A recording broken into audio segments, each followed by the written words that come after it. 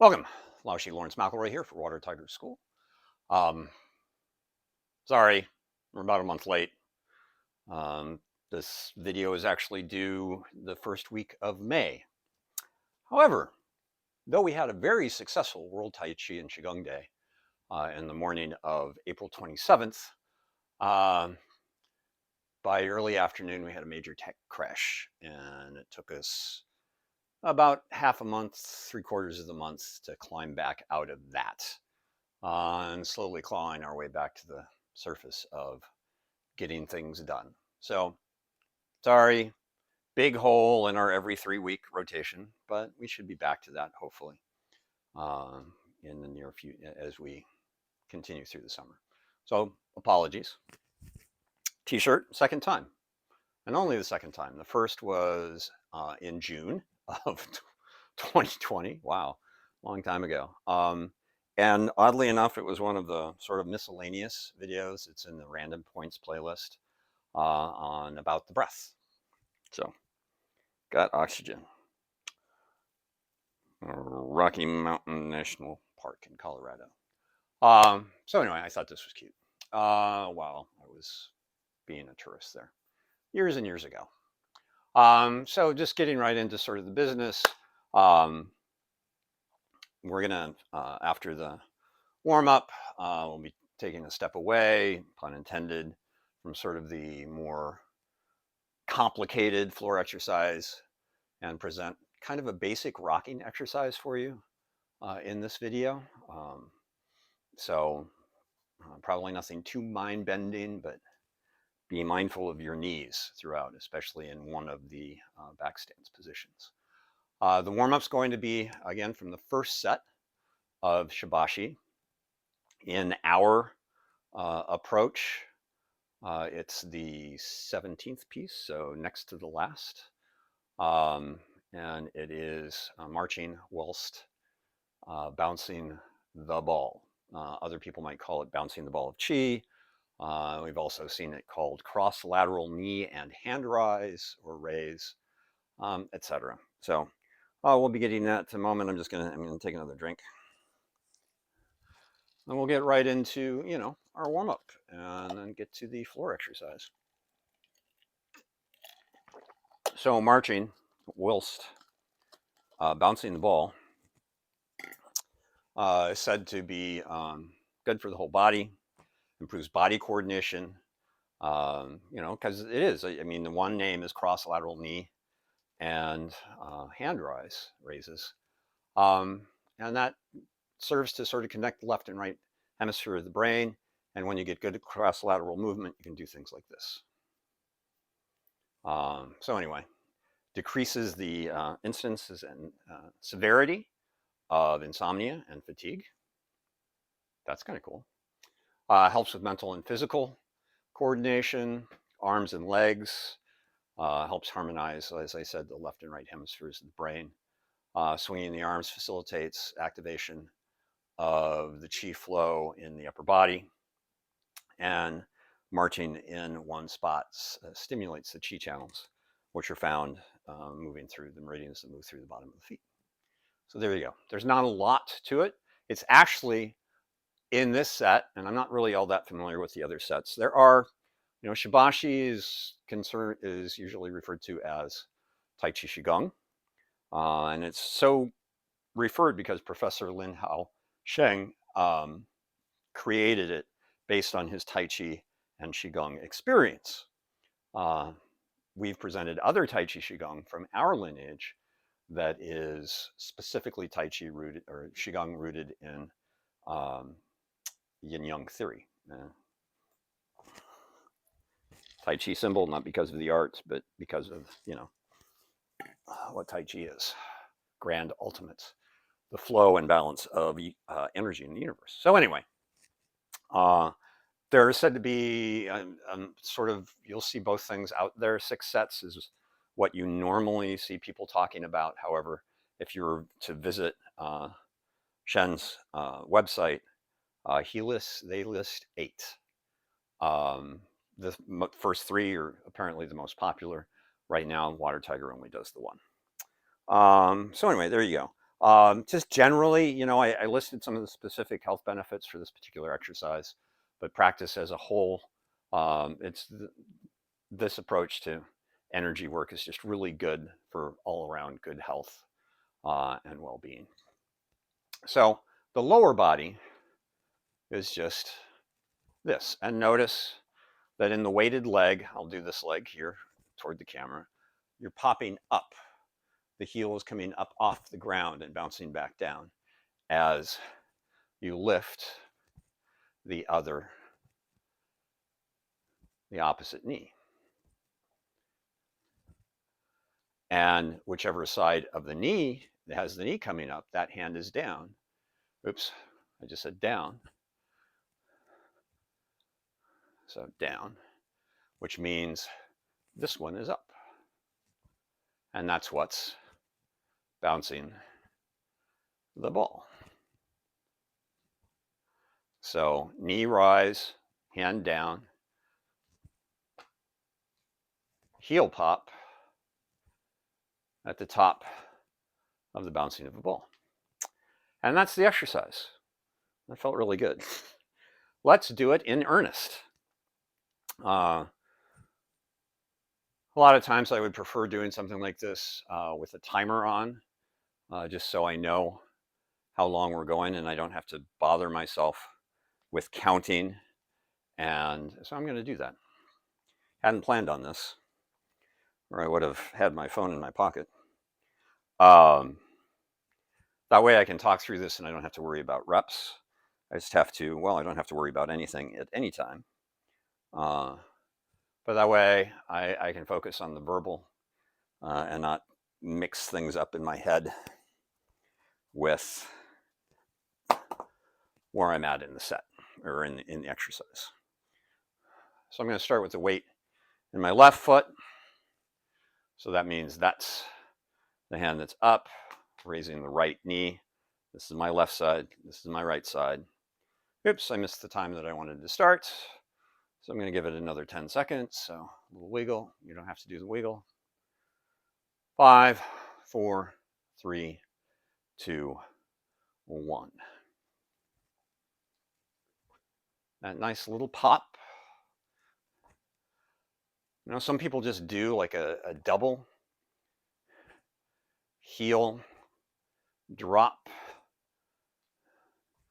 There's an approach to the standing 8 pieces of brocade. It's not Water Tiger's primary approach to the 8 pieces of brocade, but are one of our secondary, and it's a little less intense overall.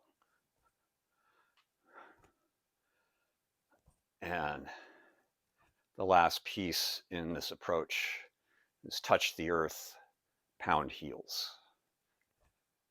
And the idea is expressed that little vibration caused by that energetic pop of the heel up and then down, back down into the earth really energizes the chi. There's a minute.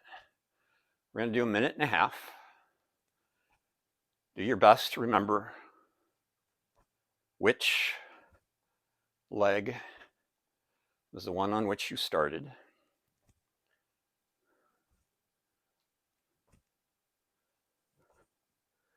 We're in our last 10 seconds. So the next time you balance the sides is your last. I'm just floating the palms here. Now Shibashi has its own standard closing. We'll do Water Tiger's basic close, which is as the hands float up, out, away from the body. I'm settling the vertical alignment, crown point of the head, base of the pelvic bowl into the ball of the foot, and the time that it takes for the hands to go up should be the time it takes to get the settling done. So I draw the hands in, that draws the foot in. As I press the hands down, the heels press down. I'm lengthening my body, so then I can sit down into my legs. And that's sitting down into my legs. That's sitting down into my legs. Brings my hand to the acupuncture point for the Xia Dantian. Right about there. I'm going to take a couple of breaths here. Didn't used to do that. something we picked up from a reading we were doing. There you go. A little Shibashi marching whilst bouncing the ball. That was kind of fun. I like that one. So we're going to do a rocking exercise. Tai Chi stance, 4-way rocking. One of the 4 is repeated more often than the other 3, because we're going to be going back and forth between fore-stance and back stance in different positions of back stance. There's some debate about the 4-6 stance or the 40-60 stance, about, should you turn into it this way, should you turn into it that way, or should you just sit back? Well, in Water Tiger's schools, Tai Chi, in the form, we do both turning into the back leg and setting back. And there are other instances, other floor exercises that we do where we turn toward the front leg as we set into the back. So we have 3 versions of a 4-6 stance or a back stance. So 4 stance, Chinese, again, I'm not that great at Chinese, but Deng Sanbo is 4 stance, and that translates as mountain climbing stance. Su Yulbo is 4-6 stance, and the reason that it's 4-6 or 40-60 is that's thought to be the weight distribution. In regular 4 stance, the general thought is 70-30. We talk at Water Tiger about how it can be 80-20, maybe 60-40. You don't really want to get into the 50s in the front leg, nor the 90s in the front leg. So, anywho, we'll detail the stances, especially 4 stance. Note, I have my blue lines. If you've watched any of these videos, you know they appear whenever we're going to do something that requires us to be shoulder wide. So as I step into this, how we define shoulder width is where the drop of the shoulder is, not the outside of the delt, not the top of the shoulder. And I always used to describe this as sort of where the flesh starts to just descend. But we've actually kind of formalized that a little bit, and it's kind of the top of the bone of the shoulder, which is sort of right at the same point. Right? That's the point that it just starts that curve down. That line, sort of the drip line of a tree, like if it's raining straight down where the drip line of the tree is, half my foot should be wet based on that point, the other half dry. Same on this side. So this is my shoulder width. Right, if you bounce back and forth a little bit from side to side with some vigor, 1, it's pretty easy to do. 2, I don't have to work hard to make sure that I don't fall over. Right? If I go outside of my shoulder width, then you can see I'm not overacting this or anything, but you can see the legs have to work harder to do that bounce. If I'm inside of shoulder width, even just a little bit, then it becomes very hard to maintain your governance of your stance. So this is shoulder width, and all of our stances are based on this left to right width. Nothing angular, right? Nothing forward and back. It's not the length of the step. It's always the width from left to right. So when I step into my 4 stance, I'm going to base that on where my heels are. So if I turn I know it's sort of hard. It's a, dark mat, dark socks. My monitor says that you can still see my feet. But you'll notice the balls of my feet are still on my blue lines, but my heels are inside. This is not shoulder width. However, if I turn the balls of the feet out, the heels in with the heels on the blue lines, I am shoulder wide. If I turn the toes in, so I have an adduction instead of an abduction, adduction instead of abduction, I'm still shoulder wide because my heels are on my blue lines. So my back foot, I'm going to step into what Water Tiger School would refer to as a left 4 stance because the left foot is forward. Others might call it a right fore-stance because to get to it, you have to start with the weight in the right foot. I'm going to turn the right foot out to around a 45, right? So that means toes right toward the camera to toes right directly to that side of the space is a 90-degree angle. So I'm going to cut that more or less in half. Some people might say it has to be a 45-degree angle. We are not them. I'm going to move the left foot a little bit closer to you, but keeping it on its blue line. Now I can have the toes pointed in, so the knee sort of rolls in, right? What I don't want to do is be in this position and have the toes pointed out away from the body. Because in that position, the knee still wants to go forward and you put a shearing pressure on the outside of the knee. And when I shift my weight into my fore-stance, here as we sort of just walk into it piece by piece, I guess that was another pun, knee over ankle is safest. You can see that perpendicular line from the floor to the knee. That's the safest, but we can push it a little bit more forward so the knee is sort of over the top of the foot. What I don't want to do is push the knee out beyond the toes. Even above the toes could be bad. So that's my fore-stance. Back foot, I want to make sure the outside of the instep is down. So again, I'm about 60-40 here. 60-40, sorry, 70-30. I don't know where the 60-40 came from. Probably my mind's stuck on 4-6 stance. So this is my fore-stance. Our basic way to move in our Tai Chi, as I mentioned, one of the ways is to turn back. Now notice, this is the first knee cue, the second knee cue. This is the first knee cue. I want to make sure that as I sit into that back leg, that knee is pointed the same direction as those toes. I can bring the front toes with me if I want to. I just need to make sure that if I move back into fore-stance, that those toes land forward and I don't overcompensate and put them out at an angle.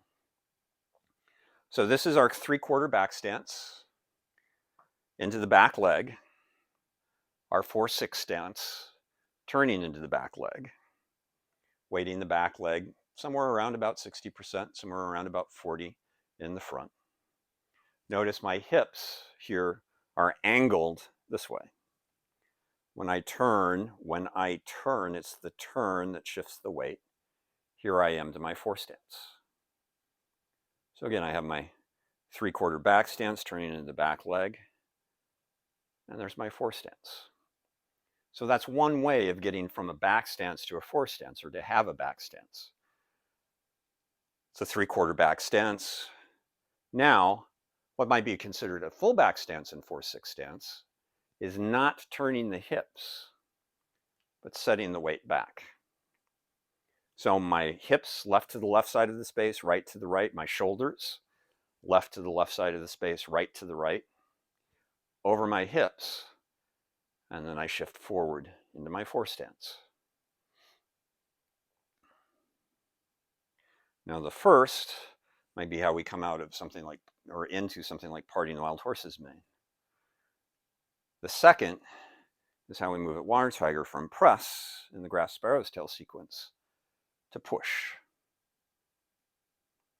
So I have my 3/4 back stance into fore-stance. I have my full back stance into fore-stance. Again, I'll do the 3/4 back stance into fore-stance. My full back stance into fore-stance. We'll do that one more time.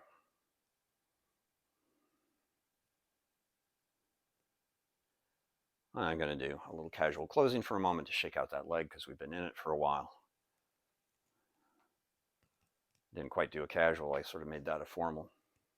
My apologies. And there you go. There's the first two. We're going to do that on the other side to kind of balance the sides. And we'll talk about and add the third.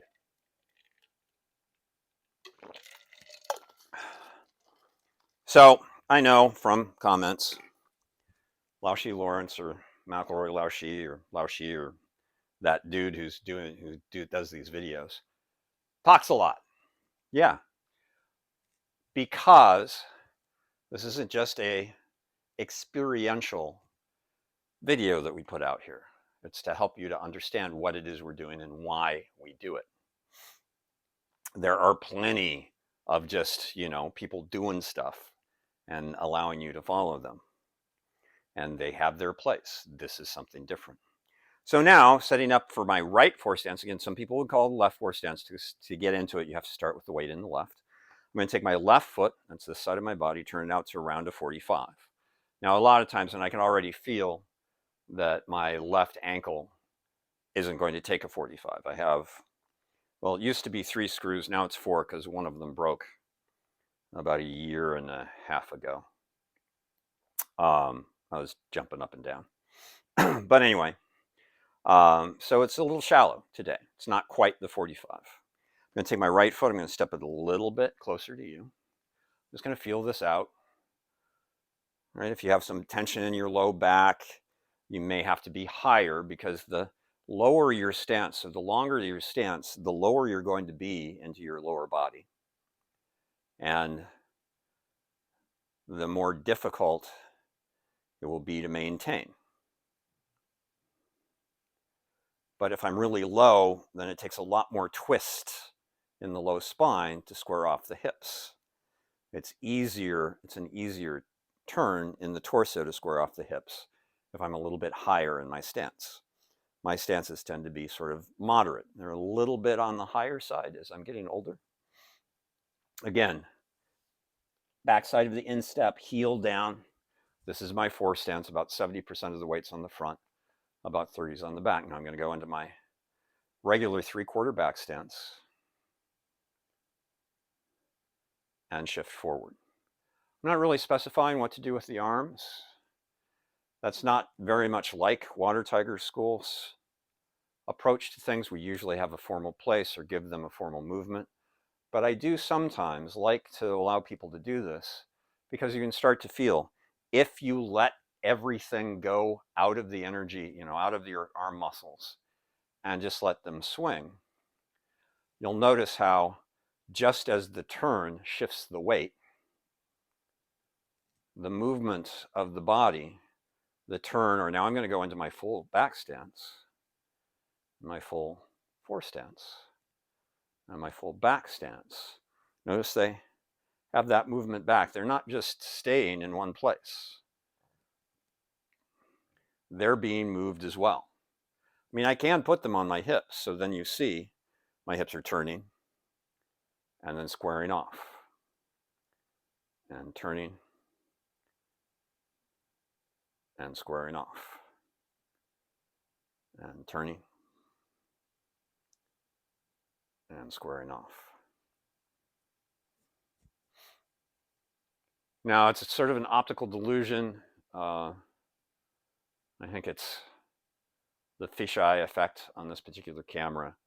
I look like I am leaning into my back foot, but I'm not. My shoulders are actually even and parallel with my hips, and both of those are parallel to the floor. So I apologize for the optics.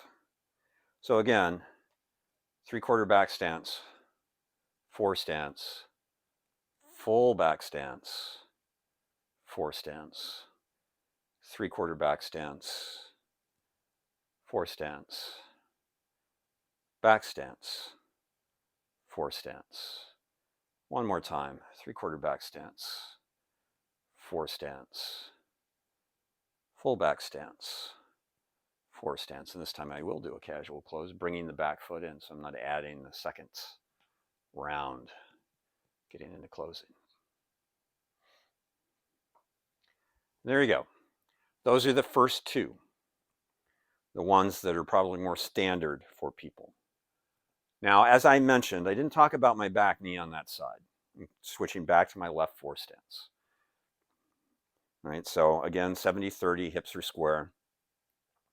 That I don't want to just like push the knee sideways as I sit back. I want to make sure that I'm sitting into that leg, that knee is pointing the same direction as the weighted foot. Relatively easy to do in this position, to just be mindful setting in and not swinging the knee like an old-fashioned Western saloon. And everything's copacetic here too. But now if I turn in the direction of the forward foot, I still want to make sure that that knee is going that direction, that I'm not pulling that knee in as I turn toward the front foot, that I'm keeping the quad open like the pages of a book as I go into a 3/4 back stance, but turn toward my forward leg, and then into fore-stance, and a 3/4 twisting 3/4 back stance, and fore-stance, and a 3/4 twisting back stance, and a fore-stance, and a 3/4 twisting back stance, and a fore-stance. And now let's go to a regular 3/4 back stance, fore-stance, full back stance, full fore-stance, twisting 3/4 back stance, and fore-stance, regular 3/4 back stance, fore-stance, full back stance, fore-stance, twisting 3/4 back stance, fore-stance. One more time with the left fore-stance, 3/4 back stance, left fore-stance, full back stance, fore-stance, twisting 3/4 back stance, fore-stance, and a little casual close. Knee pop is optional. So setting up the same thing on the right side, turning my left foot out to around a 45, stepping my right foot closer to you, but not closer to each other. I'm maintaining my shoulder width. It's one of the most difficult things for people to get through and be mindful enough when they're first starting with their Tai Chi. Because, when we walk, it's almost like we're doing a tightrope. And of course, the second thing is, as I just did, falling, right? We fall, we catch ourselves, and we take another step. Were we to add a step to this and to move into our fore-stance, we don't fall into our step as we do our Tai Chi. We place, right? By turning and filling the back leg, it instigates the hip and the glute to open up and put that foot there, and then we fill the leg. So here's my 3/4. Here's my fore-stance. Here's my full back stance. I can bring the ball of the foot with me if I want to. I haven't been doing that. Forward. And again, I want to make sure this knee stays, and the quad stays open, and that knee keeps pointing in that direction as I turn toward the forward leg. Now notice, on this back leg, that my knee here is beyond my toes. That's the rear leg, right? Depending upon the health of your knees, that's okay when it's the rear leg. It's when I shift back into fore-stance from this position that I want to make sure the knee is over the top of the foot, but not over or beyond the toes.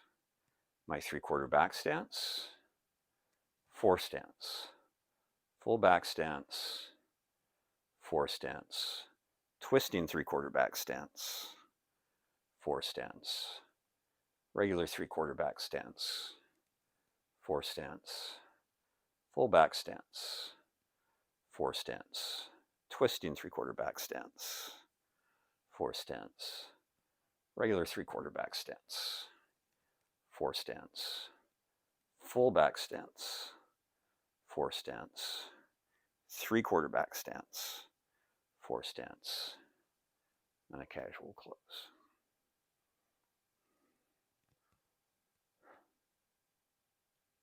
Almost done. I'm going to get another drink. I'm going to turn around and face away from you and do that same 3 and 3.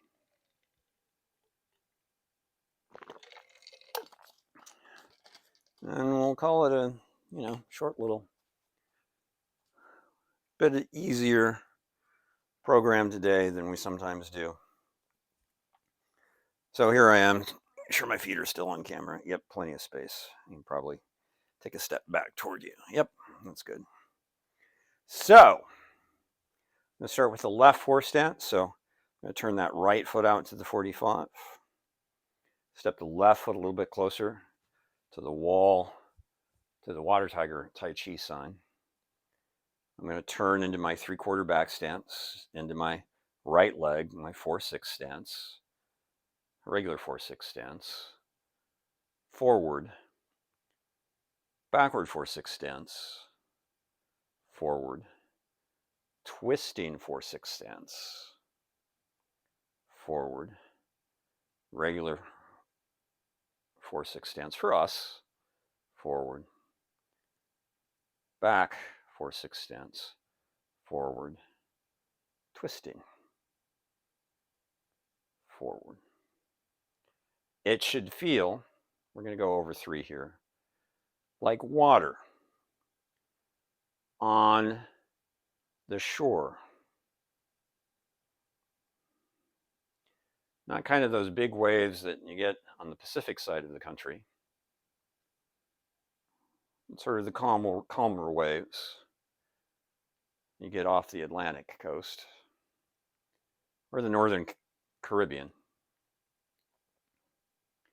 where here I'm the water out into the ocean, rolling up on shore, rolling back out into the ocean, rolling up on shore, back out into the ocean, rolling up on shore, back out into the ocean, rolling up on shore, back out into the ocean, rolling up on shore, and a little casual close.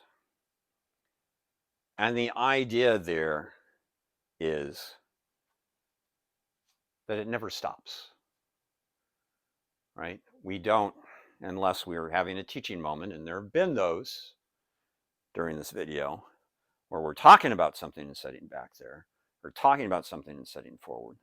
But the back should become the forward should become the back should become the forward should become the back should become the forward. So I don't go back there and sit, or I don't turn, I don't fill the leg and then keep turning, turn next. I turn to fill the leg, it's as full as it's going to get, I come forward.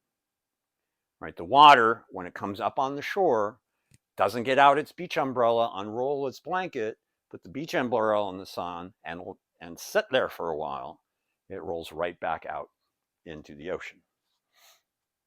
So that was a left set of 4-way rocking Tai Chi stance. Let's turn that, this time the left foot out to around a 45. Step the right foot a little bit closer away from us, but shoulder wide again. There's one heel, there's the other heel. Side to side, left to right, laterally. I'm going to start in 4 stance, just because, sort of feel it out. Make sure my feet are where they need to be today, at this time, in this place. I'm going to turn back. There's my 3/4 back stance, regular, 4 stance, full back stance, 4 stance, my twisting 3/4 back stance, and 4 stance, regular 3/4 back stance, and 4 stance, full back stance, and 4 stance, 3/4 back stance, and 4 stance. Another note that I haven't talked about at all is I'm not leaning forward when I go forward. I'm not leaning back when I go back. That I am maintaining crown point of the head to the heavens, base of the pelvic bowl to the earth. And those 2 points ideally remain. I just lost where I was in my rock.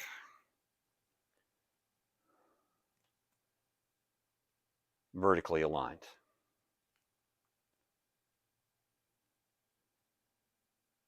Should have got the timer out for this too, because I think I'm doing more on this side than I was on the first. So one more pass.